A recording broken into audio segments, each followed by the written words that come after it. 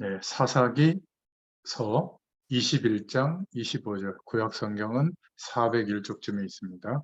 25절을 우리 같이 읽겠습니다.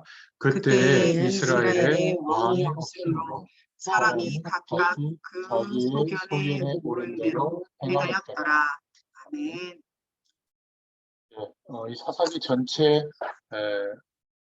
어떤 메시지라고 볼 수 있는 제목은 무너지는 반복 속으로 들어가지 말라라는 내용입니다. 제가 두 장을 이렇게 카톡에 올려드렸는데 성경을 이렇게 쭉 오늘 사사기를 했으면 사사기를 한번 이렇게 통독할 수 있도록 1장부터 24장까지 뭐 얼마 안 걸리거든요. 그러다 보면 그 내용을 너무 자세하게 보다 보면 이게 무슨 내용인지 모를 때가 있어서 꼭 개요 부분을 간단하게 설명한 내용을 올려드린 거예요. 그걸 이렇게 보면서 성경을 읽으시라고. 그리고 이 성경이 말하고 있는 하나님이 우리에게 주시는 복음의 메시지가 있거든요. 사사기를 통해서 주시는 메시지.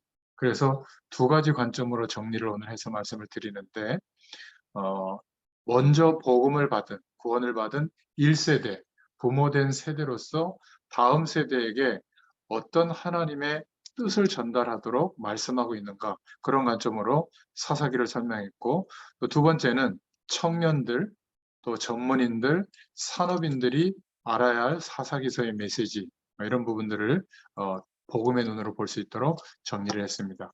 자, 먼저 사사기, 개요 부분을 보면요. 이 사사기서는 사무엘 사사나 사무엘이나 그의 선지생도 중 한 명이 기록했다라고 보는 견해가 지배적입니다. 기록했던 이 시기는 사사시대, 곧 이제 여호수아가 이스라엘 백성들을 하나님이 약속하신 땅, 가나안 땅, 메시아가 오실 땅이기 때문에 그 땅을 약속하시고 그 땅을 향하여 가도록 출애굽하게 하시고 광야 40년을 통과해서 가나안 땅에 정착하기 시작하죠. 그때부터 이스라엘 초대 왕정 국가가 시작되는 사울 임금이 왕이 즉위한 때까지 약 350년 동안 있었던 일을 기록한 책이 사사기의 배경입니다. 그래서 총 14명의 사사들이 세워졌는데 마지막 사사는 사무엘이었죠. 그래서 사무엘은 따로 띄어서 사무엘 상하로 구약 성경에 기록이 되어져 있기 때문에 이 사사기는 삼성까지 등장합니다. 가나안 땅은 지난주도 얘기했습니다마는 문명이 이스라엘 백성들보다 한 단계 앞서 있다고 했잖아요. 철기 문명이고 이미 왕을 중심으로 국가가 형성되어져서 움직이고 있는 왕정 국가의 일곱 족속 31왕이 버티고 있었죠.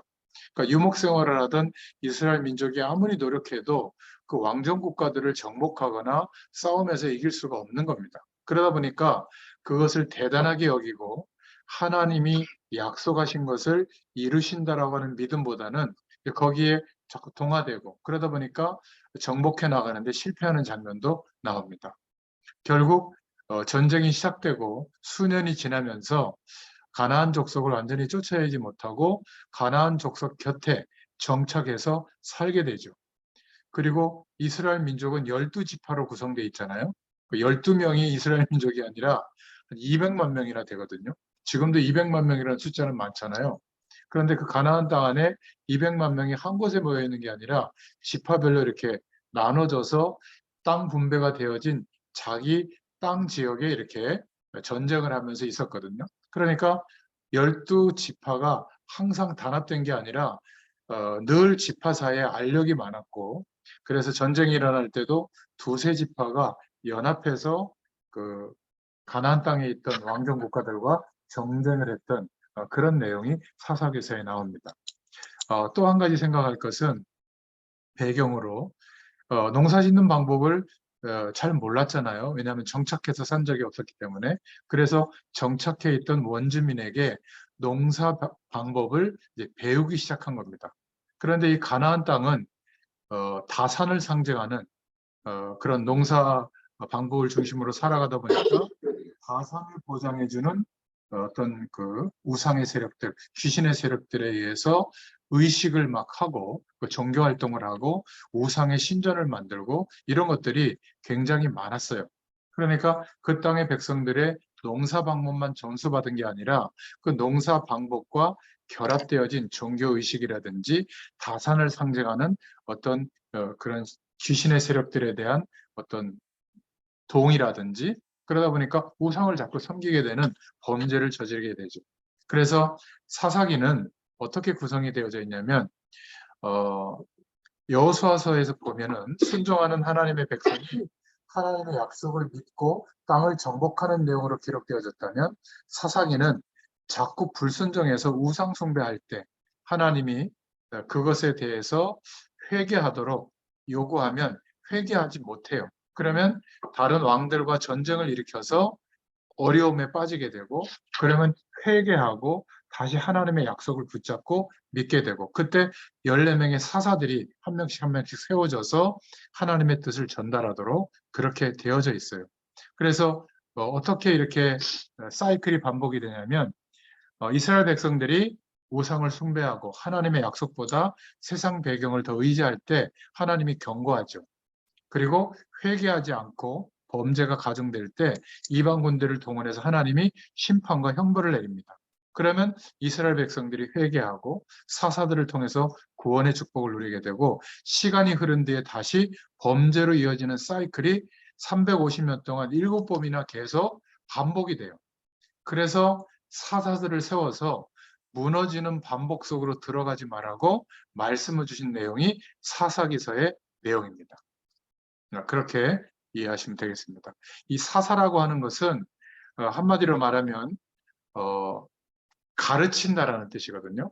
가르치는 선생님. 그리고 또 이 사사라고 하는 것은 또 정치적으로 다스리는 어떤 통령의 의미가 있고요. 그리고 재판관의 의미가 있어요. 왕이 시작되기 전에 그 이스라엘 민족을 지도하는 입장의 지도자라고 보시면 됩니다. 그리고 하나님의 뜻을 나타내는 선지자의 기능도 이 사사가 감당했었죠. 그래서 내용을 구분해 보면 개요적으로 내용을 구분해 보면 가나안 정복이 그런 면에서 일시 중단되는 장면들이 나옵니다. 1장 1절부터 2장 5절까지 나오고 그리고 이스라엘 백성들이 어떻게 인도받아 왔는지 그 역사에 대해서 이 사사기를 기록한 저자가 약간 해설하는 장면이 2장 6절부터 3장 6절까지 나오고요. 그리고 3장 7절부터 16장 31절까지 사사들이 등장합니다. 13명의 사사들이 등장하죠. 이름을 거론해 보자면 온니엘 첫 번째 사사, 에훗, 삼갈, 드보라 여선지자죠. 그리고 기드원, 또 돌라, 야일, 입다, 입산, 엘론, 압돈, 삼손 이렇게 사사들이 13명 등장하는데 중요한 하나님의 메시지를 드러내기 위해서 몇 명의 사사들의 이야기는 조금 길게 얘기하고 또 한 7, 8명의 사사는 그 이름과 한 일에 대해서 간단간단하게 얘기하고 이렇게 기록되어져 있습니다. 그리고 마지막에 부록처럼 두 가지 일어난 사건을 17장부터 21장까지 이렇게 기록되어 있는데요. 미가의 우상 숭배와 북쪽 지역 단에 있는 신상 성소의 내력을 17장, 18장에 소개하고 있고 그리고 마지막 19장부터 21장까지 베냐민 지파 사람들의 악행과 그 끔찍한 결과들을 말해주고 있습니다. 자, 그래서 오늘 사사기의 전체 하나님의 메시지는 이렇게 하나님이 약속하신 그 약속대로 하나님은 이루시는데 그것을 믿지 못하고 가나안에 들어가서 또 보여지는 것을 따라 우상을 숭배하고 하나님의 약속보다는 가나안에 있는 배경을 더 의지하는 이것에 대해서 하나님이 경고하시고 또 회개하게 하고 전쟁을 일으켜서 심판하시고 또 사사들을 통해서 하나님의 뜻을 전달하고 난 뒤에 다시 하나님의 축복을 회복하는 이렇게 7번이나 계속 반복되는 사이클이 있는데 여기에서 빠져나오라는 거예요. 우리도 마찬가지죠. 하나님의 자녀가 되어졌지만 늘 이렇게 세상 속에서 하나님 나라의 배경이 임하고 있는데 그 축복보다는 우리의 소견대로 오늘 25절에 나와 있잖아요. 21장 25절에 사람이 각각 그 소견에 옳은 대로 행하였더라 이렇게 말씀하고 있습니다. 결국 그러다 보니까 하나님의 약속을 붙잡은 백성인데도 350년 동안 또 고통당하는 겁니다. 40년 광야를 통과하면서 하나님의 기적을 체험했다면 믿음이 세워질 만도 한데 계속 반복되는 거예요. 자, 그럼 본론으로 한번 가보겠습니다. 무너지는 반복 속으로 들어가지 마라. 그래서 서론으로 한 3가지를 먼저 기도 제목으로 붙잡는다면 다음 세대에게, 믿음의 후배들에게 반드시 전달해야 될 것은 너무 악착같이 적극적인 사고방식으로 열심히 살아가는 인생의 내용보다 하나님의 말씀, 그 말씀이 가리키고 있는 복음에 대해서 예수님이 하신 그리스도의 일, 우리를 위하여 죽으시고 부활하심으로 우리에게 이루어진 그 복음의 내용을 가르쳐주고 또 가장 근본적인 하나님의 축복을 알도록 도와주는 것이 중요합니다. 유학도 어떤 면에서는 그렇게 중요하다기보다 이 근본적인 것을 모르면 해외 현장에 앞선 지식과 경험을 하지만 오히려 하나님 없이 살 만한 가능성을 더 붙잡을 수 있는 가능성이 돼요. 그러다 보면 오히려 더 그런 시스템에 반복되는 무너지는 시스템에 인생을 걸 수 있기 때문에 재앙이 더 빠르게 올 수도 있습니다. 기본이 안 돼 있으면 안 되기 때문에 복음 안에서 하나님과 함께하는 축복을 누리면서 사는 삶을 알려줘야죠. 자, 2번째는 그렇기 때문에 성경에 대해서 바르게 이해해야 됩니다. 복음을 우리에게 알리시려고, 우리를 구원해 주시려고 하나님의 말씀이 있는 거잖아요. 그래서 저희가 창세기부터 정리했는데 창세기는 어떤 내용이었죠? 인간의 모든 불행이 어떻게 시작되어졌는가? 우리가 인생을 살면서 겪는 그 문제가 어떻게 시작되어졌고 거기에서 해방되는 길이 뭔가 이것을 말씀하고 있죠. 그래서 원죄와 사단과 복음에 대해서 창세기가 말해주고 있기 때문에 맨 앞에 3세기경의 66권으로 성경을 이렇게 기도하면서 편집을 할 때 창세기를 맨 앞에 둔 겁니다. 가장 중요한 핵인 원죄가 설명되어져 있잖아요. 내가 지은 죄가 아닌데 하나님을 떠나서 출생한 것 자체가 가장 심각한 문제다.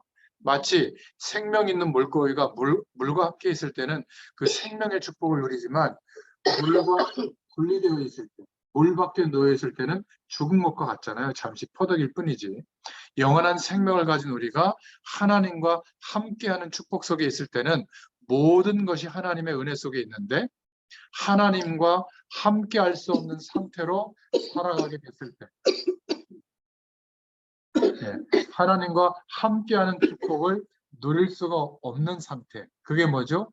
죄와 사망의 법 아래서 출생하는 거죠. 하나님을 떠나 있는 상태로 영원한 생명이 없이 출생하는 거잖아요. 그러다 보니까 그 어떤 노력도 우리가 영원한 생명을 회복할 수 있는 길은 되지 않기 때문에 우리의 노력으로는 하나님의 구원을 누릴 수가 없었던 것이죠. 그래서 오실 메시아가 오실 것을 약속한 내용이 창세기의 가장 중요한 핵심 성경 구절이잖아요. 여인의 후손이 오면 뱀의 머리를 상하게 할 것이다. 우리와 똑같은 원죄 아래서 출생한 하나님을 떠난 인생 가운데서 출생한 이 사람들은 누군가를 구원할 수 있는 일을 할 수가 없잖아요. 그래서 우리와 같은 생물학적으로 출생한 것이 아니라 동정녀 마리아에게 성령으로 잉태되어지는 방법으로 오시는 그 하나님. 그래서 예수님만 우리를 구원하실 구세주가 되고 모든 사람들이 의인의 죽음도 있지만 그 죽음이 인류를 구원할 수 있는 죽음이 되지 못하죠. 예수님의 죽으심과 부활이 우리가 하나님을 만날 수 없는 영원한 장벽이었던 원죄가 해결되어지고 우리를 거짓으로 속이고 있는 죄와 사단의 세력을 꺾게 되고 그리고 세상 배경과 권세 아래서 하나님 없어도 살만하다는 가능성을 두고 최선을 다해서 사는 것 이게 가장 심각한 죄인데 죄라는 것도 모르고 살았던 여기에서 해방되게 되는 겁니다. 그것을 말하고 있는 것이 창세기예요. 그런데 여전히 하나님의 약속을 소홀히 여긴 결과 하나님의 선택된 백성들이었지만 이스라엘 민족이 애굽에서 고센 땅에 정착해서 하나님의 축복을 누리고 있었지만 하나님의 약속을 소홀히 여긴 결과 이스라엘 민족이 노예가 되어졌죠. 하나님이 모세를 세워서 다시 오실 메시아의 약속을 붙잡도록 그의 죽으심과 부활을 기억하도록 피 뿌리는 예배, 희생 제사의 비밀을 알게 하고 그 약속을 붙잡고 문설주의 피를 바를 때 애굽의 배경에서 430년 노예 생활하다가 해방되어지게 된 줄로 믿습니다. 아멘. 이게 출애굽기의 내용이에요. 그래서 출애굽기의 핵심 구절은 창세기 3장 18절 피 뿌리는 예배, 번제를 드리는 그 약속을 붙잡는 것이 가장 중요한 하나님의 약속을 드러내는 구절이죠. 그래서 하나님이 막바로 출애굽해서 약속하신 가나안 땅, 예수님이 어느 한 지역을 선택해서 출생해야 되는데 그 지역이 가나안 땅이에요. 그래서 가나안으로 가게 한 겁니다. 그런데 그 가나안 땅은 앞에서 얘기했지만 문명이 앞서 있고 그 땅을 정복할 수 없기 때문에 다른 방법으로 인생관과 세계관이 열리도록 이제 인생의 기준을 바꿔주시는 광야의 40년의 시간이 필요했던 거죠. 그 광야길 가는 동안에 주신 말씀이 레위기, 민수기, 신명입니다. 그래서 레위기는 돈, 명예, 성공, 최선, 열심 이것은 세상에서 말하는 수단인 것뿐이지 우리의 진짜 인생의 목적이 아닌데 그것을 중심으로 살아왔다면 이제 바꿔야 되잖아요. 애굽에서의 삶을. 그래서 광야길 가는 동안에 하나님께로 나아가서 하나님을 만날 수 있는 길, 예배를 설명한 겁니다. 그게 레위기예요. 5가지 제사를 통해서 예배의 원리를 설명했고 또 삶도 그냥 열심히 사는 게 아니라 절기를 지키게 하면서 살아계신 하나님께서 역사하시는 그 축복으로 동행하는 삶을 살도록 절기를 지키도록 말씀한 것이 레위기의 말씀입니다. 그리고 민수기는 하나님의 이 약속, 반드시 가나안 땅에 들어가게 하고 광야를 통과하게 하겠다고 하는 그 약속을 믿는 하나님의 언약 백성의 수를 셌다, 카운트했다. 그게 민수기의 제목이거든요. 그래서 1세대가 계속 원망하고 불신하니까 40년 동안 광야에서 다 장사 지내게 되고 그 광야에서 출생해서 하나님이 허락하시는 것으로 살았던 후대들이 이제 언약 백성의 수의 카운터가 돼서 광야에서 믿음의 준비를 한 내용이 민수기서입니다. 그리고 이제 모세가 나이가 들어서 다음 세대가 가나안 땅에 이제 들어가기 바로 직전에 가슴 속에 있는 모세의 약속에 대한 신뢰하는 내용, 언약적 하늘, 과거의 조상들의 이야기와 또 지나왔던 출애굽했던 사건, 또 홍해를 건넜던 사건, 광야의 기적들을 이야기하면서 자기 인생을 돌이켜서 설교를 하죠. 그게 신명기의 말씀입니다. 말씀의 약속을 믿으라는 거죠. 그리고 2명만 광야로 들어가는데 1세대 중에 여호수아와 갈렙 이 2사람이 지도자로 서서 결국 가나안 땅을 정복하는 내용. 그래서 땅을 정복하고 12지파가 그 땅을 분배하는 내용이 여호수아서의 내용입니다. 그리고 요단을 또 건너게 하는데 그 요단강이 갈라질 때 그 안에 돌들로 후대들에게 이 약속을 기억할 수 있도록 전달해라. 이게 여호수아서의 메시지입니다. 자, 오늘 사사기는 그 땅에 들어가서 하나님의 약속을 믿고 정복하고 다스려야 되는데 자꾸 타협하는 거예요. 그리고 그 땅에 거대해 보이는 거죠. 마치 우리가 청년 전문인 또 산업인들이 세상과 전문 지식과 경험을 해보면 세상이 거대해 보이잖아요. 그러다 보면 하나님의 말씀은 굉장히 시시하게 여겨서 하나님 없어도 살만하다라고 완전히 짜여져 있는 시스템이 세상인데 그것이 전부라고 생각하는 겁니다. 예수 믿어도. 그러니까 한국의 기독교 인구가 1,000만 명이 된다고 하는데도 오히려 하나님을 믿지 않는 사람들이 우습게 여기는 상황이 된 겁니다. 왜죠? 타협한 거예요. 교회 안에 세속주의가 들어와서 예수 잘 믿으면 복 받고 성공하고 잘 되는 것이 하나님의 자꾸 축복이라고 얘기하는 겁니다. 그거는 100만 분의 1도 안 되는 거예요. 이거는 세상의 복의 개념이잖아요. 하나님의 말씀이 우리에게 말씀하시는 것은 하나님의 약속을 믿을 때, 그 약속의 핵심은 예수님이 우리를 위해서 죽으시고 부활하신 그 사실 때문에 하나님 만나는 길이 열리고 모든 저주와 재앙에서 해방되고 어떤 저주의 세력, 사단의 세력도 우리를 침범하지 못하도록 완전히 예수 이름으로 꺾어주신 이 축복을 누리게 하는 것이, 그러면 지금도 시공간을 초월하시는 하나님이 함께 하시는 능력이 우리의 삶에 나타나고 경험되는 겁니다. 그러는 중에 뭐 육신의 건강도 올 수 있고 안 올 수도 있고 뭐 물질의 축복이 올 수도 있고 안 올 수도 있는 것이지, 세속주의의 배경이 무조건 성공하고 잘 되는 것이 하나님의 뜻이 아니에요. 그래서 사사기가 말하는 내용은 자꾸 사단이 세상 배경이 전부인 것처럼 우리가 하나님의 영광을 위하여 선택하는 수단인데, 어떨 때는 하나님의 영광 때문에 선택을 안 해도 되면 안 해야 되는데 전부 다 그게 전부라고 생각하는 거예요. 아니, 우리가 백인도 아닌데 피부가 맨날 하얘야 됩니까? 레이저를 쏴서라도 백옥 같은 피부를 만들어야 그게 이쁩니까? 미의 기준이 그게 틀린 거예요, 사실은. 우리는 황인종답게 생기면 돼요. 이렇게 좀 둥스런하고 말이죠. 이렇게 우리 임꺽정 조상니까 이렇게 뭐 배도 나오고 말이죠. 두툼하고 턱이 두세 개 되고 이런 게 복스러운 기준이었어요. 근데 유럽과 미국 이런 서양의 배경이 들어오면서 뭐 날씬하고 하얗고 뭐 키 크고 막, 저는 그렇게 보지 않습니다. 이거를 광고에서 자꾸 때리는 걸 보고 연예인들이 그러고 나오니까 그의 미의 기준으로 자리 잡았지, 옷도 말이죠. 맨날 돌잖아요. 요즘은 쫙 붙는 거 안 입잖아요, 바지도. 우리 길거리 가다 보면 막 우리 어린 시절에 입던 막 그 나팔바지 비슷하게 통으로 막 입고 그러던데, 그 말이 무슨 말이냐면 내가 중요하지. 그렇잖아요. 자꾸 환경이나 사람들의 의견이나 문화의 수준에 맞춰서 거기에 비춰진 나를 가지고 자존심을 채우려면 항상 힘든 거예요. 사사기는 거기에서 빠져나오는 겁니다. 독불장구처럼 살라는 게 아니라 필요하면 세상의 좋은 조건들은 노력해서 얻으면 돼요. 그러나 그것 때문에 영원한 하나님이 주시는 안식의 복이 오지는 않는다. 이게 사사기가 가르쳐주는 메시지입니다. 그래서 사사기를 이해하는 것은 가르치고 지도한다가 사사라는 뜻이거든요. 한문으로. 가르치고 지도한 사람들에 대한 기록, 이게 사사기입니다.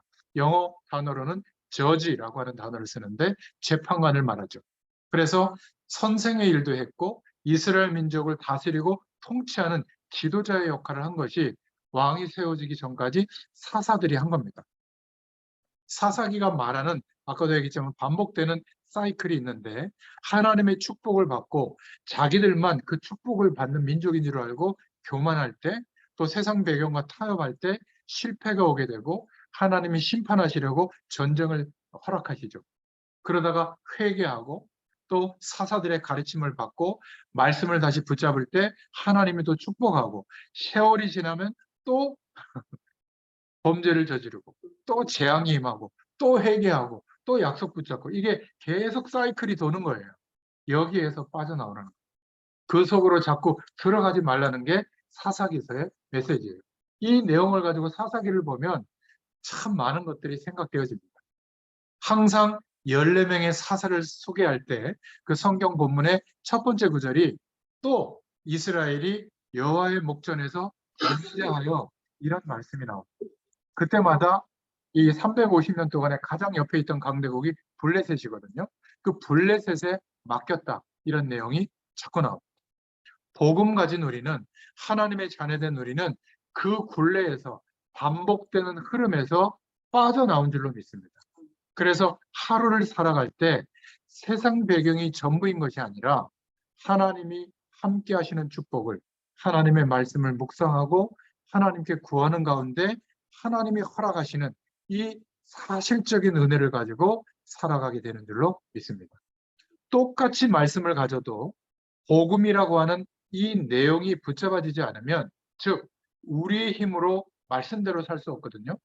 그래서 예수님이 완벽하게 완성해 주신 복음을 우리에게 허락해 주신 겁니다. 그래서 우리를 위하여 죽으시고 부활하심으로 예수님이 그 일을 하신 그리스도라고 믿을 때, 그 믿음 때문에 약속하신 말씀이 우리에게 성취되는 겁니다. 우리가 말씀대로 열심히 안 살았기 때문이 아니에요. 그런데 항상 말씀대로 살아야만 그 축복이 온다라고 믿고 말씀대로 살려고 노력하는 사람들이 있거든요. 그것까지는 좋아요. 그런데 말씀대로 안 사는 사람이 보일 거 아니에요. 그래서 항상 정죄하고 판단하는 겁니다. 그걸 보고 율법주의라고 해요. 그때마다 논쟁이 벌어지고 역사에는 저주가 임합니다. 똑같은 기독교인인데 왜 실패를 할까요? 복음의 약속을 붙잡으면 우리가 할 수 없다는 것을 고백하게 되고 성령의 도우심을 의지하여 말씀을 기준으로 믿고 순종하게 됩니다. 그런데 그것이 희미해지면 내 의로, 내 열심으로 행위의 기준으로 신앙을 판단하고 정죄하게 되는 것이죠. 그러면 새벽기도 한 번도 안 빠지고 주일 예배 한 번도 안 빠지고 11조 생활하고 주의 종을 잘 대접하는데도 항상 보면 크고 작은 문제들이 재앙이 계속 끊임없이 일어납니다. 우리에게는 문제가 계속 있지만 하나님이 함께하는 축복이 실제가 되면 더 이상 그것은 문제가 아닙니다. 지금 고무줄 잘 못한다, 공기놀이 잘 못한다, 뭐 어릴 때 뭐 하고 놀았어요? 그런 게 지금 고민이 되면 되겠습니까, 우리 권사님이? 그렇잖아요. 지금 이 권사님이 연배가 되시면 다 그냥 그래요. 그렇게 아주 확실히 좋은 것도 없고 뭐 확실히 안 좋은 것도 없고 다 평준화되어 있습니다. 아직 아니라면 소녀 감성이 있는 거예요. 막 열등감 느끼고 막 더 욕심이 나고 막 더 막 자존심 상하고 이건 아직 소녀 감성, 영적으로는 어린 그런 수준에 머물러 있는 거죠. 인생의 시기가 높아지면 높아질수록 거기서 거긴 겁니다. 그러니까 복음이 유일한 기준이 되죠. 아직 청년, 전문인, 산업인은 자기들이 경험한 지식의 경험들이 있기 때문에 그게 자꾸 전부라고 생각하거든요. 아무리 노력해 보세요. 항상 원점일 겁니다. 오히려 거꾸로 가 있을 거예요. 저는 미국에서 살아보지 않았지만 그때 가서 본 결과 못 살겠더라고요. 24시간 모든 시스템이 선진국의 시스템이기 때문에 숨도 못 쉴 정도로 열심히 노력하지 않으면 못 살아요. 특히 이 다민족들은 거기 가면 백인이 아닌 이상 항상 그 눈초리 속에 삽니다.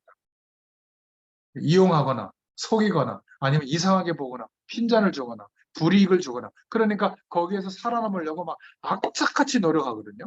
근데 우리가 겉으로 보면 굉장히 성실하고 최선을 다하고 좀 세련되게 살고 우아하게 사는 것 같은데 죽을 듯 말똥하고 사는 거예요.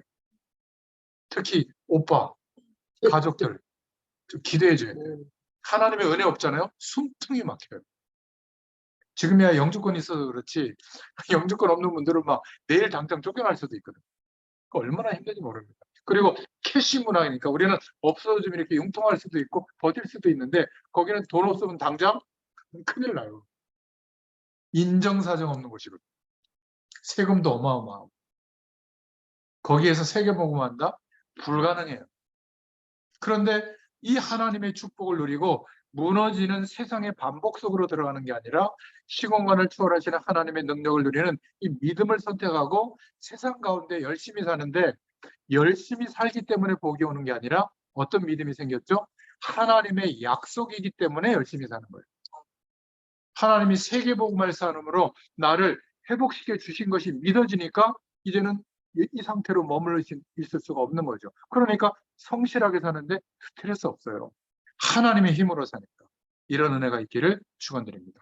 자, 그러면 간단하게 사사기의 복음의 메시지를 정리해 보면 먼저 1세대 부모에게 주신 메시지입니다. 여러분들이 통독하면서 꼭 확인해 보세요. 사사기 21장 25절로 보면 각자 자기의 소견대로 행하고 있는 겁니다. 가나안 땅이 정복되려면 하나님의 약속을 믿어야 돼요. 하나님이 하신다는 것을. 그런데 자기의 소견대로 계속 선택하고 살다 보니까 이스라엘의 실패가 계속 반복되는 겁니다. 광야를 통과했는데도 불구하고 믿음으로 결국 의식주 문제로 방황하는 창세기 12장의 조상처럼 노예 상태에 살았던 출애굽기 2장의 모습처럼 고통스러운 광야 기간을 보냈던 민수기서 14장의 모습처럼 그래서 가나안 땅에서 계속 반복되는 무너지는 그 속으로 들어가고 있는 거죠. 그래서 각자 자기의 소견대로 행하였더라 이렇게 기록하고 있는 겁니다.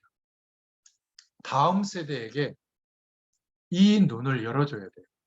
하나님과 함께하는 힘과 능력으로 우리는 하루를 살아간다. 하나님의 약속하신 그 말씀을 믿는 믿음으로 오늘을 살아간다. 그러니까 이유가 있는 삶이 되는 거죠. 이 약속이 믿어지는 믿음이 없다면 똑같이 흔들리고 불안하고 괴롭고 자존심 세우고 서로 다퉈야 되는 겁니다. 그러니 저와 여러분들은 사사기의 메시지대로 우리가 1세대 복음을 받았다면 우리 가족이나 후대들에게 또 산업 현장에서 전문 현장에서 다음 세대에게 무너지는 반복 속으로 들어가지 말아야 될 것을 알려줘야 될 줄로 믿습니다. 그러면 어떻게 하죠? 똑같이 지도자를 원망하고 출애굽기 14장처럼 또 출애굽기 17장처럼 광야 생활을 원망하고 불신앙, 약속이 믿어지지 않아서 애굽으로 돌아가는 길만이 살 길이라고 말하는 불신앙하는 사람들의 말을 듣고 하나님까지 원망하는 민수기 14장에 이런 삶을 살게 되는 겁니다. 자기의 소견대로 행했다. 그래서 꼭 기억해야 됩니다. 학교를 그만둔다. 교회를 다니다가 그만둔다. 집을 가출했다. 직장 생활하다가 힘드니까 그만둔다. 사업도 좀 하다가 못 버티고 그만둔다. 이게요, 별것 아닌 것 같아도 그 사람의 운명이 됩니다. 그러면 결국 아무것도 못 하거든요. 이 세상의 많은 일들은 어려움이 거의 50%를 넘어요. 나를 도와주는 사람보다 나를 이용하려고 하는 사람이 50%가 넘어요. 나를 인정해주는 사람은 거의 없다고 보시면 돼요. 그러면 이런 세상과 사회생활 속에서 그 사람들과 함께 할 수 있는 영적인 힘이 있어야 되거든요. 이 힘이 없다면 자꾸 그만두는 거예요. 그러면 거기에 영적인 문제가 들이닥치는 겁니다. 사단의 세력이 그런 인생일 줄 알도록 트라우마처럼 자리 잡게 해요. 조금 힘들면 그만두고, 조금 어려움이 오면 막 그만두고, 조금 뭔가 한계가 오면 포기해버리고, 이러면 그 사람의 인생이 된다 그 말이에요. 하나님은 예수 그리스도로 말미암아 구원해 주신 우리에게 하나님의 뜻이라면 하나님이 역사하시겠다는 모든 말씀의 약속을 우리는 믿어야 될 줄로 믿습니다. 그게 믿어지니까 어떤 환경과 조건 속에서도 도전할 수 있고 기다릴 수 있고 견딜 수 있는 거예요. 그런데 이 힘이 없으면 괴로운 거죠. 그래서 이 영적인 문제를 고쳐야 되기 때문에 여러분들이 이렇게 해보세요. 눈을 뜨자마자 하나님, 오늘도 하나님께 영광이 되는 삶을 살 수 있도록 힘을 주옵소서. 아멘. 하나님, 내 하루의 삶 속에 이 축복이 전달될 수 있도록 전도의 문을 열어주옵소서. 누군가를 꼬드겨 가지고 야, 우리 교회 나와. 이게 전도가 아니에요. 그 사람의 인생이 하나님이 함께 하시는 축복이 경험되도록 뭔가 예수 생명이 전달돼야 될 거 아니에요? 그렇게 되도록 전도의 문을 열어달라고 기도해 보세요. 잠깐이라도. 그리고 잘 때 그냥 막 게임하다가 막 드라마 보다가 그냥 뭐 요즘 뭐 하다가 잡니까?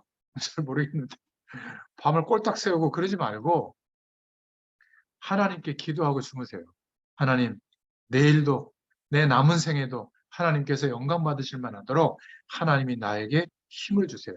전도의 문을 열어주세요. 이렇게 기도하시기 바랍니다. 조금 제가 추천하는 것은 거의 기도를 안 하기 때문에 기도하면 하나님이 역사하시는데요. 그냥 기도하지 말고 한번 이렇게 해보세요. 우리 몸에 안 좋은 것들이 많이 생성되잖아요. 그래서 안 좋은 것들은 그 유해산소라거나 그런 나와야 되거든요. 그래서 조금 호흡을 좀 천천히 하고 깊게 해보세요. 그 기도할 때. 뭐 의식적으로 막 너무 깊게 너무 길게 할 필요는 없지만 여러분 성악하는 사람들은 호흡을 천천히 깊게 하거든요. 근데 그거를 다 내보내지 말고 소리와 연결해서 그 호흡을 써요. 근데 우리는 호흡을 천천히 하고 천천히 내뱉으면서 내뱉을 때 안 좋은 산소가 나온단 말이에요. 그때 건강도 회복이 되는 겁니다. 그러니까 그것을 천천히 호흡하고 천천히 내뱉을 때 기도해 보세요. 그러면 하나님이 함께하는 능력이 우리에게 임하거든요. 그때 우리 몸에 안 좋은 기운이 나와요. 이거는 과학적으로 증명된 겁니다. 근데 이거는 모든 종교에서 호흡을 천천히 깊게 다 하거든요. 근데 예수 믿는 사람만 안 해요. 기도도 안 할 뿐더러 그냥 막 화날 때 보세요. 막 호흡이 막 하잖아요. 그 건강에 되게 안 좋습니다. 그러니까 최소한 아침에 잠깐 눈 떴을 때는 막 바쁘게 안 해도 되잖아요. 시계 조금 일찍 맞춰놓고 한 30분만이라도 천천히 호흡하면서 한번 기도해 보세요. 하나님. 잠자기 전에. 이렇게만 해도 됩니다. 제가 약속합니다. 한 달만 하면 어떤 건강의 문제도 차도가 있어요. 왜냐하면 성령께서 그 부분에 또 역사하거든요. 제가 이렇게 얘기했는데 안 하시면 이제 제 책임은 아닙니다.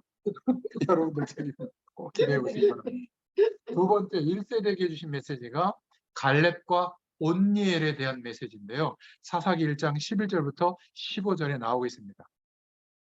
믿음의 사람, 1세대들 중에 2명만 통과했잖아요. 여호수아와 갈렙이 있었는데 이 갈렙은 항상 이스라엘 백성들이 불신앙할 때 믿음을 고백했던 사람이죠. 그런데 이 믿음의 갈렙 때문에 온니엘이라는 사람이 믿음의 사람으로 세워진 겁니다. 바로 믿음의 후계자 온니엘이 이 사사 시대의 첫 번째 사사가 된 거예요. 갈렙의 사위가 된 겁니다. 그리고 가르치는 선생으로 재판관으로 이스라엘 백성들을 통령으로 가르치는 그런 사사가 되어졌죠.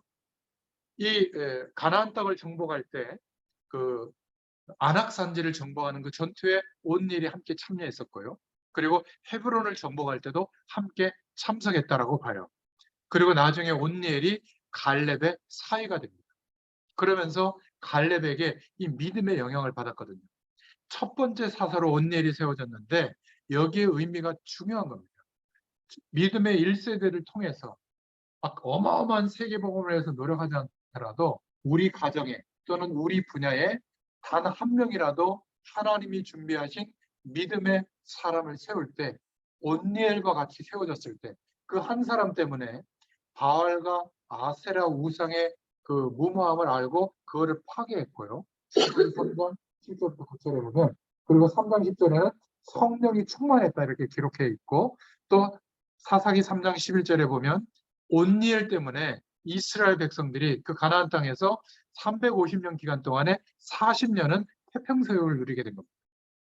한 사람 때문에.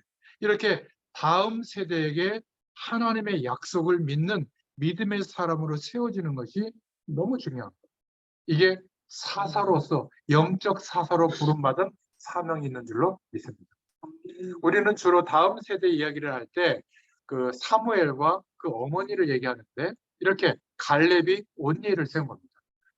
세 번째로 또 삼손을 키운 마노아에 대해서 우리가 기도 제목으로 붙잡아야 됩니다. 사사기 13장 1절부터 14절에 나오는데 또 이스라엘이 악을 행할 때 하나님이 40년간 블레셋의 손에 이스라엘을 붙이시죠. 여러분 우리가 30년 동안 일본에 식민지 생활했을 때 얼마나 힘들었습니까? 그죠? 근데 40년 동안 붙였다니까요. 블레셋을. 그러니까 얼마나 힘들었겠습니까? 이때 하나님이 사사기 13장 2절에 보니까 소라 땅 단 지파 사람이었던 마노아를 하나님이 준비한 거죠. 어떻게 준비했냐면 2절 3절에 보면 잉태하지 못하는 고통을 이 가정에 허락한 겁니다.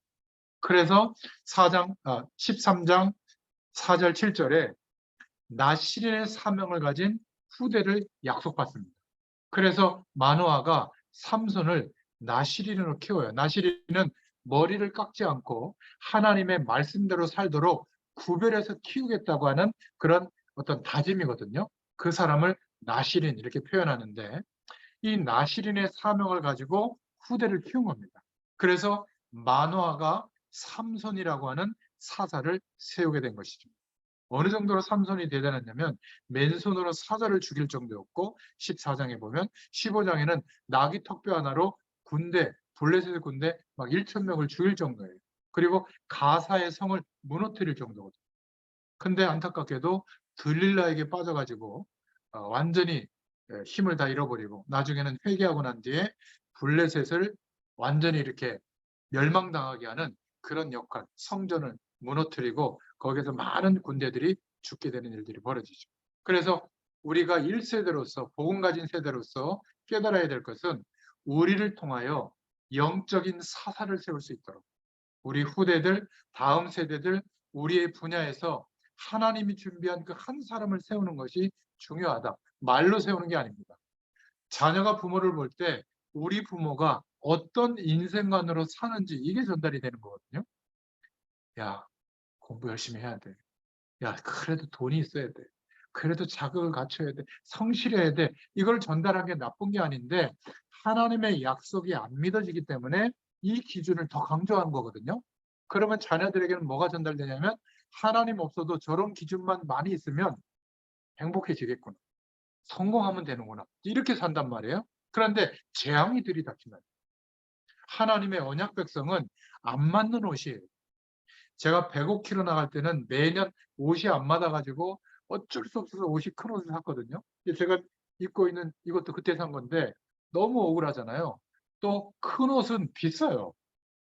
보통 치수가 아니기 때문에 소량을 만들어서 가격도 굉장히 나가요. 그냥 이렇게 콤비 하나를 사도 막 3, 40만 원 합니다. 비싸도 어떻게 해요? 또 그래도 이 작업복인데 목회자 유니폼인데 입어야 되잖아요. 근데 갑자기 제가 3년 정도 지나면서 야식을 안 먹으니까 조금씩 빠져가지고 85kg까지 왔다가 지금은 뭐 6, 7 이렇게 되고 있어요. 그러니까 옷이 너무 막 무슨 꼬다 입은 막 옷처럼 이래가지고 어쩔 수 없이 수리점에 가서 10만 원인가 주고 줄였어요. 근데 줄여도 또 헐렁해요. 제가 지금 무슨 얘기 하려고 하냐면 안 맞는 옷을 입고 살면 불편하잖아요. 하나님 자녀는 이 무너지는 그 흐름 속에 들어가면 안 맞는 옷을 입고 사는 것처럼 뭔가 부족해요. 그리고 아무리 열심히 살아도 늘 열등감 느끼고 늘 한계를 느껴요. 그거는 우리에게 맞는 옷이 아니에요. 그러면 공부하지 마라, 성공하지 마라, 아니에요. 하나님의 약속이 믿어져서 해야 되는 거예요. 하나님의 약속이 안 믿어져서 건강식품 의지하잖아요.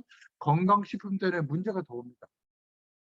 뭐 무슨 뭐 효소 뭐 먹고 뭐 피 빼고 뭐 기구를 활용해서 하고 다 좋은데 하나님의 자녀는 하나님이 나의 건강을 책임진다는 게 믿어져야 그 건강 방법을 동원할 때 하나님이 복을 주는 거예요. 건강의 복을. 그게 안 믿어져서 막 좋은 음식 먹잖아요. 그게 독이 된다. 제 말이 틀린가 안 틀린가 한번 경험해 보세요. 하나님의 약속이 믿어져서 오늘을 최선을 다할 때 거기에 하나님이 축복하시는 겁니다. 그런데 거의 대부분 우리가 인정을 안 해요. 아, 내가 기도도 하고 예배를 잘 드렸는데 왜 이렇죠? 하나님의 말씀과 은혜보다 다른 것이 없으면 안 된다고 거기에 몰두했던 겁니다.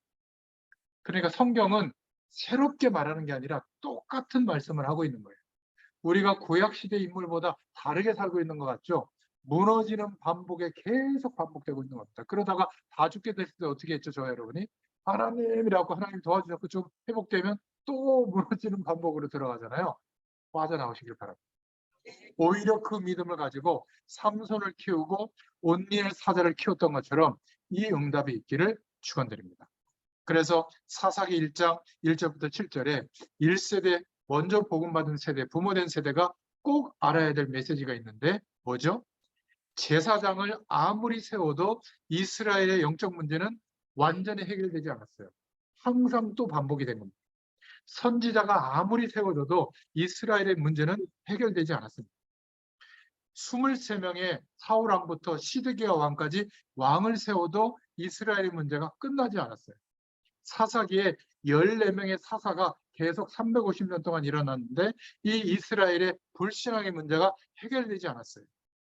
그래서 답이 뭐죠? 메시아가 오셔야 돼요. 예수님이 오셔서 십자가에서 죽으시고 부활하시는 그리스도의 일을 완성해 주셔야 되는 겁니다.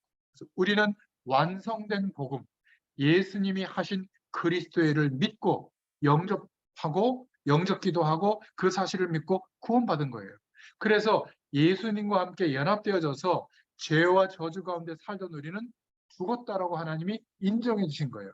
이것을 믿을 때 더 이상 세상 배경이 우리의 목적이 되지 않습니다. 수단이 되는 거죠. 아직도 세상 배경이 목적이라면 허덕허덕할 거요. 재앙이 임하는데도 못 빠져나오고 있을 겁니다. 왕, 선지자, 제사장, 사사들이 틀렸다는 게 아니라 이 모든 직분들은 그리스도를 알게 하는 직분들이에요. 그런데 이제 그리스도가 오셨잖아요. 예수님의 이름으로 우리가 예배하고 예수님의 이름으로 기도하잖아요. 예수님의 이름으로 말씀을 묵상하고 하나님을 바라볼 때 하나님의 완전한 축복이 임하게 될 줄로 믿습니다. 1세대들이 믿음의 세대들이 이 약속을 믿는 믿음이 희미해지면 다음 세대는 희망이 없는 겁니다. 두 번째, 청년 전문인 산업인들이 알아야 할 사사기.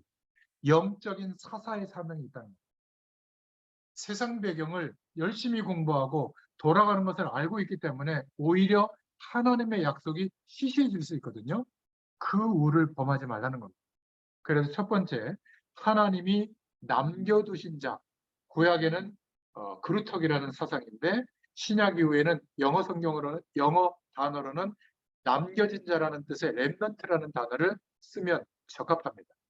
그래서 렘넌트로 온리를 하나님이 세웠는데 여기에서 청년 전문인 사람들이 붙잡아야 할 복음 메시지는 믿음의 선배의 신앙을 올바르게 배우라는 거예요. 우리는 인생에 있어서 누구를 만나느냐가 중요한 겁니다. 믿음의 선배의 신앙을 올바르게 배워야 돼요. 바로 그 믿음의 선배가 온니엘에게는 갈렙이었던 겁니다. 안악 전투에도 참여하면서 갈렙의 사이가 되고 헤브론을 정복하는 전투에도 참여하면서 하나님의 약속을 믿는 갈렙의 영향을 받게 된 겁니다. 그러니까 전 이스라엘 민족을 통치하는 사사가 됐을 때도 우상을 배격하고 그리고 성령의 충만함을 누렸고 그 하나님의 약속을 믿는 이 온니엘 때문에 이스라엘은 40년 동안 태평세월을 누렸던 것이죠. 그래서 기억해야 됩니다. 누구의 영향을 받았느냐가 평생을 가게 되어 있다. 꼭 기억하고 여러분 현장에서 하나님의 약속을 붙잡고 이 믿음의 1세대로 세워지기를 축원드립니다. 그래서 여러분 수준에 꼭 맞는 성령 충만할 수 있는 방법을 찾아야 돼요. 편하게 매일 언제나 계속 지속할 수 있는 여러분만의 성령 충만의 답을 찾으세요. 어떤 사람은 새벽 기도가 될 수 있고 어떤 사람은 조용히 말씀을 묵상하는 것이 될 수도 있고 다윗은 들판에서 하프를 켜면서 하나님을 찬양하면서 묵상했고요. 피아노 연주자들은 뭐 집에 피아노가 있다면 피아노를 이렇게 하면서도 뭐 묵상할 수 있겠죠. 어쨌든 성령 충만이 지속될 수 있는 여러분만의 성령 충만의 답을 꼭 찾으세요. 아직 못 찾았다면 죄송하지만 여전히 세상 배경이 더 클 겁니다. 사람이 더 크고 그러니까 자식 하잖아요. 자식은 이미 결혼했으면 품 안에서 떠난 거예요. 각자의 인생을 사는 겁니다. 나도 주님 바라보고 자녀도 주님 바라봤다면 된 거예요. 이제는 너무 자녀 손주까지 걱정하지 마시고 그럼 맡기세요. 후대들에게. 나는 그러면 어떻게 세계복음의 축복을 누릴 것인가? 이걸 기도하고 찾아야죠. 우리 연세 드신 권사님, 장로님 이렇게 보시면 그저 손주 이뻐가지고 거기에 매이셔가지고 그냥 이제 아예 며느리까지 그냥 막 교육해요. 그따로 키워서 되겠냐고. 그러지 마세요. 시행착오를 겪도록 두셔야 돼요. 우리는 조금 기도해주고 진짜 기도는 이제 어디에다 해야죠? 주의 종들, 선교사님들, 선교 현장, 지금 우리 삶 속에 와 있는 다민족들, 혹시 내가 복음에 영향을 줬던 그 사람들, 아직 복음을 못 받고 있는 하나님 자녀가 아직 되지 못한 내 삶 속에 있는 그 영혼들을 품고 진짜 중보기도 해줘야죠. 언약을 믿는 기도. 젊은 세대들은 지금 자기의 눈앞에 닥친 현실밖에 기도를 못한다면 이제는 좀 여유가 있잖아요. 그죠? 그 사명을 꼭 가지시기를 축원드립니다. 청년 전문인들은 자기 분야에서 온리엘로 부름받은 그 축복을 꼭 누릴 수 있기를 축원드립니다. 그러면 우상 문제를 이해할 수 있고 이스라엘 백성, 우리 한 사람 때문에 우리 민족이 우리의 관련 분야가 살아나게 될 줄로 믿습니다. 꼭 기억하세요. 청년 전문인 사람인들은 누구의 영향을 받았느냐가 중요하다. 두 번째는 내 나이와 신분에 맞는 나만의 성령 충만을 받는 답을 꼭 찾으세요. 세 번째는 우리 자신에게 주어진 사명이 있는데 그것 때문에 사는 인생이 되시길 축원드립니다. 그래서 가장 중요한 사람에게 내가 왜 살아가고 있는지 이것을 대화로 포럼하고 전달하시길 바랍니다. 여러분들이 저처럼 설교할 필요는 없어요. 그건 목회자들이 하면 되고 여러분들은 하나님의 말씀을 전달할 때 내가 왜 사는지 하나님이 주신 사명이 이건데 나는 이래서 이 이유를 가지고 살고 있다. 이게 전달이 돼야 되는 거예요. 믿음의 사람들에게. 자, 두 번째 청년 전문인 사람들에게 주시는 메시지가 드보라를 통해서 주시는 메시지입니다. 또 하나님의 말씀을 무시하고 사장해 보면 자기 뜻대로 살다가 믿음을 잃어버리게 되죠. 여러분 나름대로 우리는 공부하고 주관이 있어야 됩니다. 그런데 이 주관이 제대로 사람들과 소통이 되려면 객관성이 있어야죠. 근데 이 두 가지 가지고는 안 됩니다. 정말 하나님이 주시는 축복이 있어야 지속되거든요. 그러려면 복음을 깨닫고 하나님의 약속을 믿는 믿음으로 순종하고 살아갈 수 있는 영적인 힘이 있어야 될 줄로 믿습니다. 사사기는 하나님의 약속을 놓쳐서 반복되는 무너지는 실패가 왔단 말이죠. 우리는 똑같은 실수를 범하면 안 되겠습니다. 그래서 여호와의 목전에서 4장 1절에 악을 행했다. 하나님이 이 이스라엘 백성들을 다시 회복시키려고 사사기 4장 2절부터 3절에 보면 가나안 땅에 야빈 왕을 일으켜서 심한 학대를 하게 하는 겁니다. 그래서 이 야빈 왕으로부터 20년 동안 학대를 받아요. 이스라엘 백성들이. 안타깝죠. 그때 세운 사사가 여사사 드보라입니다. 어떤 사람들은 여자는 좀 능력이 없다고 생각하는데 그렇지 않습니다. 하나님께서는 남자도 여자도 똑같이 쓰세요. 약속을 믿는 믿음의 사람을 쓰시는 겁니다. 얼마든지 이스라엘 전체를 다스리는 자리에 사사로 하나님은 세울 수 있거든요. 그런데 문제는 지금 이 시대에 잘못 알려진 게 여성이 남성처럼 자꾸 되려고 해요.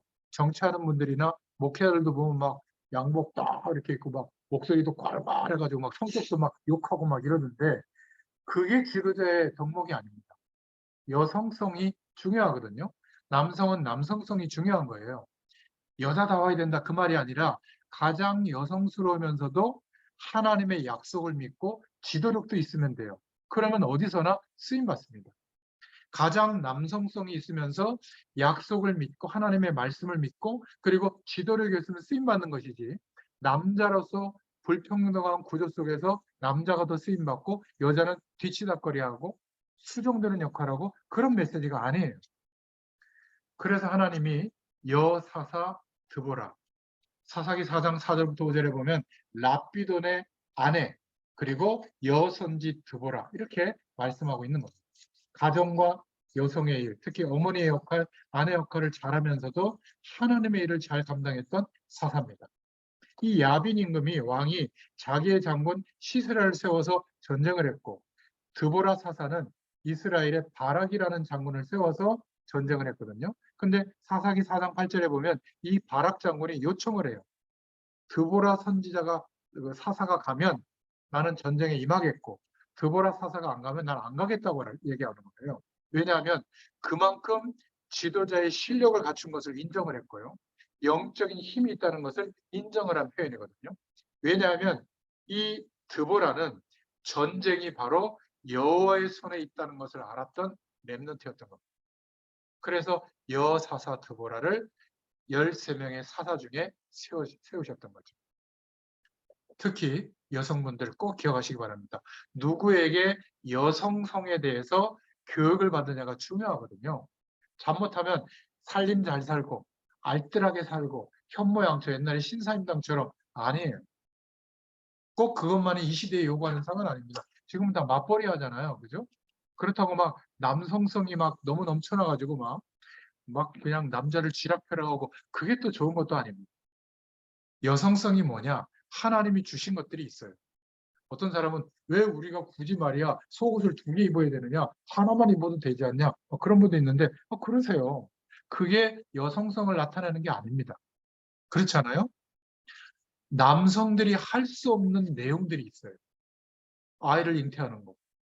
그리고 뭔가 이렇게 모성애 같은 거. 부성애도 있긴 하지만 그거는 하나님이 주시는 기능이거든요. 그게 아이들이 조금 성장하면 약간 빠져야 되는데 갈수록 더 커지는 것은 그건 좀 문제 있는 거예요. 좀 해방받으시고요. 남성성도 마찬가지예요. 하나님을 떠나고 난 뒤에 하나님이 내린 저주가 뭔지 아세요? 일해야 땀을 흘려야 밥맛이 있어요. 남자들은. 일 중독이 좋은 게 아닙니다. 저주예요. 저주. 그리스도로 하나님이 함께하는 축복으로 충만하면 그렇게 일에 대한 성공에 대한 악착 같은 생각 없어져요. 하나님의 뜻이라면 세계 보고화 때문에 우리가 생을 거는 것이지 일에 대한 성공으로 자녀를 돌보려고 하는 생각이 내려놔져야 돼요.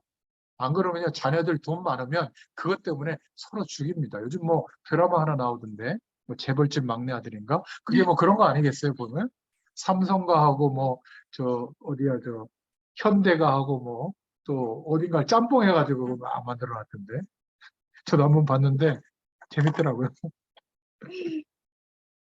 여러분 하나님이 그래서 여사사 드보라로 말씀해 주신 겁니다. 청년 전문인 사람들이 붙잡아야 할 메시지, 기도원을 통해서 또 말씀하시죠. 사사기서 6장에 나오는데 6장 12절의 그 내용을 읽어보면 또 여호와의 목전에서 악을 행했다. 참 너무하죠. 근데 우리가 그래요. 우리 모습이에요. 성경은. 깨달으면 되는 겁니다.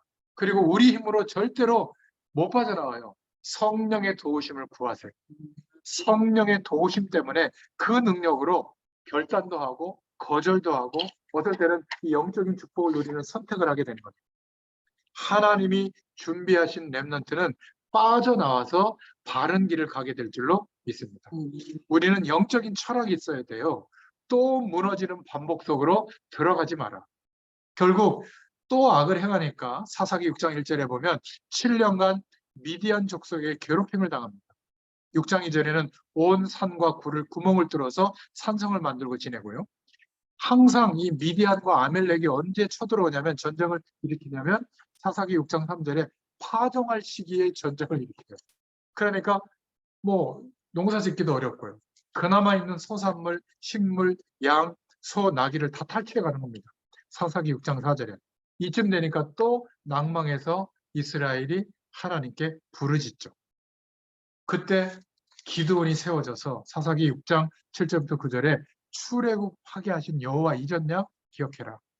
저 안악산지 또 아모리 족속과 싸울 때 태양과 달이 멈췄던 거 잊어버렸냐? 기억해라. 6장 10절에. 어떤 일이 있어도 낭망하지 마라. 하나님의 약속은 이루어진다. 과거에 함께했던 하나님을 기억해라. 지금까지 여기까지 인도하셨는데 모든 어려움들을 우리가 기회로 만들자. 이렇게 나타났던 사사가 세워진 인물이 기드온입니다. 그래서 기드온은 여호와의 사자의 음성을 들었고 하나님 앞에 단을 쌓고 예배할 때 바로 하나님께서 막 이슬이 내리고 막 이렇게 양털과 같은 이런 영적인 현상을 체험했죠. 6장 36절부터 40절에. 그리고 이제 바알과 아세라단을 무너뜨리기 시작한 겁니다. 이스라엘 백성들이 섬겼던 것을. 그리고 또 다시 그렇게 되니까 미디안과 아멜렉 동방의 모든 군대들이 연합해서 진격해 오죠. 그때 사사기 6장 36절부터 이렇게 보면 이제 우상을 무너뜨릴 기회가 왔다. 이제 하나님이 역사하시는 전쟁이 시작될 텐데 이제 전쟁에 참여할 군인들은 와라 하고 모집을 했더니 32,000명이 온 거예요. 숫자로 따지면 이 미디안과 아멜렉 동방의 연합군 군대는 뭐 한 100만 명쯤 된다면 32,000명도 너무나 작은 숫자예요. 근데 하나님이 또 이상한 말씀을 하시는 거예요. 기드온에게. 너무 많다. 아니 너무나 작은데 너무 많다는 거예요. 그리고 두려워하는 애들 돌려보내라. 그런 얘기를 하니까 그렇지 않아도 막 100만 명 가까이 그 연합군이 하니까 얼마나 두렵겠어요. 그래서 22,000명이 돌아가고 10,000명이 남은 겁니다. 이제 됐습니까? 물어보니까 하나님이 그래도 많다. 냇가에 가서 물을 먹여봐라. 두려워서 이렇게 막 보면서 먹는 그 기드온 300명은 남기고 나머지는 돌려보내라. 그래갖고 300명 데리고 100만 명 가까이 되는 연합군과 전쟁을 한 거예요. 그런데 전쟁도 막 게릴라 전술을 한 게 아니라 거기에 보면 나팔을 불고 횃불을 들고 했는데 승리한 거. 뭘 보여주죠? 전쟁이 하나님의 손에 있다는 거. 다른 말로 얘기하면 너에게 언약한 일을 이루는데 전쟁이 문제겠느냐. 너무 3만 아까 2,000명이 전쟁을 나와서 우리가 힘을 합쳐서 이 인원으로 나왔기 때문에 자기들의 힘으로 이겼다고 생각할 거 아니에요. 그래서 기드온에게 하나님의 말씀을 대언해서 300명만 있어도 된다. 저런 100만 명 정도의 군대도 상관없다. 우리에게도 적용해 보세요. 우리는 언제쯤 성공해서 언제쯤 막 선교하고 막 이럴까 생각하잖아요. 아니다. 지금 너의 수준이어도 족하다라는 거예요. 왜죠? 하나님의 일은, 하나님의 약속하신 그 일은, 나의 인생을 통해서 세계 복음할 그 일은 내가 한다는 거예요. 아멘. 청년 전문인 사람인들은 착각하시면 안 돼요. 아, 하나님이 하신데 이제 난 부담 없네가 아니라 하나님이 나를 통해서 하실 게 믿어지면 어떻게 하죠? 생을 걸고 노력하게 돼 있어요. 그런데 안 지칩니다. 하나님이 힘을 주시고 문을 열어주시고 만남을 주시고 하나님이 새로운 것에 도전할 수 있도록 하나님께서 영적인 눈, 시대적인 눈을 열어주실 줄로 믿습니다. 이게 기도원을 통해 주시는 메시지예요. 마지막 네 번째로 사사기 13장에 보면 하나님이 남겨둔 자 렘넌트 삼손이 나옵니다. 또 나오죠. 13장 1절에 또 이스라엘이 악을 행하며 역시 40년간 블레셋에게 공격을 받고 있는 겁니다. 하나님께는 기다리고 기다리다가 못 깨달으니까 40년 동안 전쟁과 기근을 만들어 놓고 그때 소라 땅 단지파 만화를 부르시고 13장 2절에 자식이 없게 고통당하게 만든 겁니다. 그러다가 나시린의 사명을 약속하시죠. 그렇게 태어난 인물이 삼손인 겁니다. 재앙 만난 시대. 여러분 지금 이 시대가 더 재앙 만난 시대예요. 왜 그런 줄 아세요? 하나님 없는데 살만하다라고 여기고 모든 사람들이 짜여져 있는 세상 시스템 속에서 생을 걸고 살고 있어요. 그래서 재앙이 임하는 겁니다. 이렇게 문명이 발전되어지고 손바닥만한 이 핸드폰으로 지금 저 미국에 있는 사람도 같이 은혜를 나누는 이런 어마어마한 빛의 속도로 정보가 교환되고 있고 지식의 총량이 늘어나고 있는데 그런데도 불구하고 개인은 점점점 죽을 맛이. 아니 오죽하면 초등학생, 지금 중학생, 고등학생 이런 애들이 죽고 싶대요. 괴로워가지고. 부모들이 얼마나 적극적 사고방식의 결과로 몰아붙였든지 아니 초등학교 들어가는데 무슨 초등학교 6학년을 선행학습을 다 해서 올라온다 요즘에. 그래갖고 영재학교 뭐 이런 데 보내려고. 그래가지고 그 사람들이 어디 모인 줄 알아요? 서울대학교 아니면 저 하버드에 스탠포드에 막 이런 데 몰려 있어요. 그런 사람들 중에 뽑아가지고 이제 어디 가요? 뭐 IBM이나 저 테슬라나 뭐 애플이나 뭐 이런 데가 있거든요. 거기에서 뽑아갖고 창업해가지고 그런 사람들이 되는 거예요. 그리고 어떻게 돼요? 단 하루, 단 한 시간도 허투루 쓸 수 있는 시간이 없는 거예요, 그 사람들은. 왜? 그렇게 살아왔으니까. 행복할까요? 자기 한마디 말이나 한마디 결정 때문에 몇만 명이 고통당해. 회사가 없어지기도 하고. 얼마나 힘들겠어요. 자기만 고통당하는 게 아니라. 그런데 대부분은 그것에 대해서 책임을 안 지죠. 우리나라 기업인들은. 너무 나쁘죠. 그 사람들은 약간 양심이 있어서 철학적인 내용이 있어서 조금씩 책임지긴 하지만 제가 약속합니다. 이 말씀을 듣는 청년 전문인 산업인이 말씀대로 하나님의 약속이 믿어진다면 그 사람들 이상으로 이 시대에 하나님이 사용하시고 쓰시는 인생이 될 줄로 믿습니다. 그때 기억하셔야 돼요. 이 모든 것이 통 안에 있는 물방울 하나하고 비슷하다라고 여길 정도의 믿음은 되어야 되는 겁니다. 뭐가 더 크죠? 하나님의 약속대로 이루어진다고 하는 믿음이 더 커야 되는 겁니다. 근데 이걸 놓친 거예요. 이렇게 키워진 인물이 삼손이 어떻게 해요? 들릴라 한 명에게 넘어간 겁니다. 삼손을 죽이라고 보낸 블레셋의 스파이거든요. 아무리 노력해도 저 삼손 사자 한 명 때문에 전쟁에서 맨날 패하니까 저거 어떻게 된 건가 하고 보낸 거예요. 뭐 외모가 얼마나 출중했는지 모르겠는데 아주 그냥 살살 녹이면서 속인 거죠. 어떻게 그렇게 힘이 세졌어? 어떻게 하면 힘이 빠져? 그래도 약속을 좀 붙잡고 있었더니 삼손이 처음에는 잘 안 알려줬어요. 거짓말로 알려준 거예요. 넌클로 나를 묶으면 7줄로 묶으면 꼼짝 못한다. 그 숨어있던 군인 들어오게 죽이려고 하니까 막 끊고 또 죽여버리거든요. 그러니까 또 막 들릴라가 바가지 긁잖아요. 이렇게 배신당하요. 이렇게 나한테 거짓말하냐고. 막 바가지 긁으니까 또 알려주잖아요. 그 활 쏘는 그 활줄로 나를 묶으면 내가 힘이 없어진다. 거짓말이었거든요. 또 군인 들어오게 죽이려고 하니까 끊고 물리치고. 이 정도 되면 두드려 패든지 쫓아내든지 해야 되는데 또 막 울면서 사장하니까 머리까지 얘기해요. 그런데 머리카락을 묶으면 힘이 없어요. 이제 간당간당한 거지. 여전히 뭐 묶은 끈 막 없애버리니까 여전히 힘이 있죠.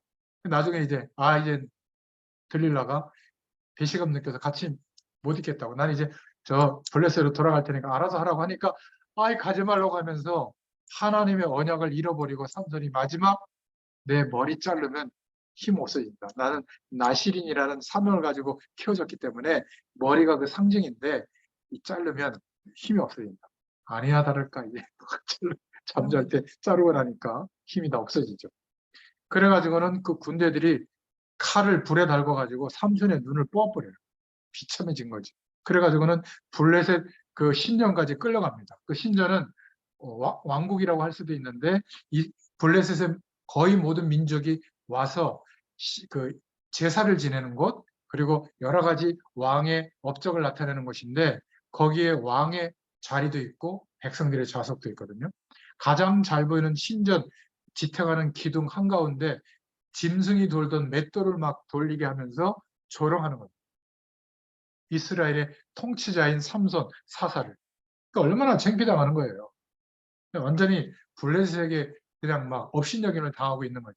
그때 하나님이 맷돌을 돌면서 자기에게 주신 언약을 깨닫고 삼손은 회개하기 시작해요. 회개할 때 머리가 점점 머리카락이 자라죠. 하나님이 드디어 회개를 받으시고 삼손과 약속했던 그 언약을 함께 이루실 것을 말씀합니다. 그래서 모든 블레셋의 사람들, 군인들, 왕들이 모여있는 그 극장, 신전에서 기둥을 이제 무너뜨리게 되죠. 그래서 성경은 뭐라고 맺고 있냐면 삼손이 힘이 있을 때 전쟁에서 죽였던 블레셋의 군인 숫자보다 그 신전이 무너지면서 죽은 블레셋의 군대가 더 많았더라. 이렇게 기록하고 있습니다. 이렇게 삼손의 생이 끝을 맺고 있습니다. 여러분 기억하셔야 돼요. 항상 예수 그리스도 안에서 하나님의 약속이 이루어질 것을 믿는 이 믿음 때문에 하나님이 역사하는데 이 축복을 전달해야 될 영적 사사로 부름받은 우리들이 세상 배경과 여러 가지 조건 때문에 잊어버릴 때마다 이렇게 비참한 일들이 우리 개인에게도 들이닥치지만 우리의 삶 속에 우리의 이 시대의 현장에 들이닥친다는 거 기억하시길 바랍니다. 그래서 하나님이 이렇게 성경 말씀을 붙잡을 수 있도록 성경 각본을 복음으로 이해할 수 있는 시간을 주시는 줄로 믿습니다. 여러분들이 직접 이제는 이 관점을 가지고 성경을 통독해 보시면 하나님이 저와 여러분 개인에게 주시는 큰 은혜가 보이게 될 줄로 믿습니다. 또 무너지는 반복 속으로 들어가지 말라. 하나님이 주시는 말씀입니다. 기도하겠습니다. 하나님 너무 감사합니다. 하나님께서 세계 복음화 때문에 세상 사람들이 무엇 때문에 살고 있는지, 어떤 것이 비어 있는지 이것을 정확하게 보게 해주셔서 감사합니다. 우리가 교회 속에서 신앙생활할 때에도 사람들이 하나님의 약속이 믿어지지 않아서 사실은 올바른 말을 하는 것 같지만 불신앙의 말을 하는 것들, 이것들이 교회에 비어 있는 모습인 줄로 믿습니다. 이것을 볼 수 있는 눈을 열어 주시옵소서. 우리가 살아가는 현장 속에 하나님의 약속의 말씀이 이루어지는 것이 믿어지지 않아서 결국 나 중심으로 내가 경험했던 것, 내가 공부했던 것, 알고 있던 지식의 배경을 따라 움직였던 현장에 비어있는 모습을 보게 하여 주시옵소서. 이제 영세전부터 하나님께서 우리를 위하여 감춰두시고 예비해 두신 그 축복이 믿음에 회복되어지는 우리를 통하여 모든 현장에 하나님의 영원하신 그 축복이 나타나게 될 줄로 믿습니다.